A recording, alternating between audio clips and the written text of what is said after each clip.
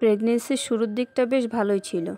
ছিল একটু কষ্ট, একটু পেটে কোমরের ব্যথা, এটা শুরু থেকেই হচ্ছিল।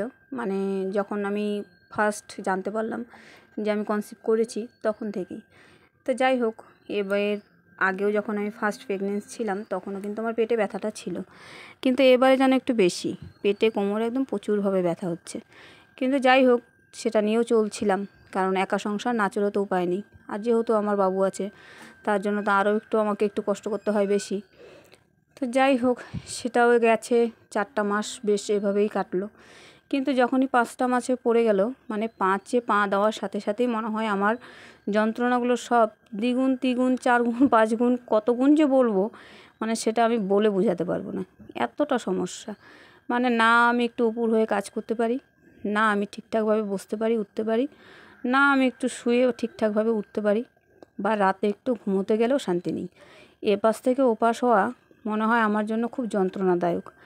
মানে কতটা কষ্টের মধ্যে যে আমার দিনগুলো যাচ্ছে সেটা আমি বলে তোমাদের বোঝাতে পারবো না। তো যাই হোক, কিছু করার নেই, মা হতে গেলে কষ্ট তো সহ্য করতেই হবে। আর আমার তেমন কেউ নেই যে আমাকে কেউ 1 গ্লাস জল গড়িয়ে দেবে। আর আমার বরমশাই, সে তো তেমন কিছু পারেই না। যদিও বা কোনো সময় যদি খুব অসুস্থ হই, একটু আধটু রান্না করে, কিন্তু সেটা তুমি খেতে পারবে কি না সেটা বলা বড় দায়। মানে কোনো সময় বেশ ভালোই হয়, কিন্তু কোনো সময় দেখা গেল একদম পাতেই নেওয়া যাচ্ছে না। তো যাই হোক, যেটুকু পারে সেটুকু আমাকে হেল্প করার চেষ্টা করে, কিন্তু অন্যদের মতো সেরকম এক্সপিরিয়েন্স ওর নেই সংসারের কাজের দিক দিয়ে, যার জন্য আমাকেই করতে হয়। তবে হ্যাঁ, ও একটা কাজ খুব ভালো পারে, সেটা হলো চা করা। চা করে নিজেও খেতে ভালোবাসে, আর অন্যকে খাওয়াতেও বেশ ভালোবাসে। যখনই তুমি চা করতে দেখবে ওকে, কোনো সময় তোমাদের সঙ্গে শেয়ার করব, তাহলে বুঝতে পারবে। ও একা কোনো সময় চা খাবে না, একে তাকে নিয়ে ডেকে বসে তারপর খাবে। আর যদি বা কেউ আসে আমাদের বাড়িতে, যেহেতু আমাদের ব্যবসা আছে যে ছাদ ঢালাইয়ের, সেটা তোমরা দেখতেই পেয়েছো, তো সেই সূত্রে কিন্তু অনেক লেবার, অনেক ড্রাইভার টাইভার আসে। তো সুতরাং ওদের দেখলেই প্রথমত ওর চাটাকে খাওয়াতে হবে। তো ওদেরও একটা এরকম একটা হ্যাবিট হয়ে গেছে যে, মানে দাদার কাছে বা কারো কেউ বলে জামাইবাবু, যাই হোক, যে ওর কাছে চাটা খাবো।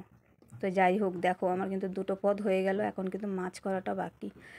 আর এই যে আজকে 3টা পদ করছি, কোনো সময় এমনও হয় যে আমি 1 পদই রান্না করে মানে খেতে পারি না, মানে শরীর দেয় না। তো যখন যেমন তখন সেভাবেই চলি।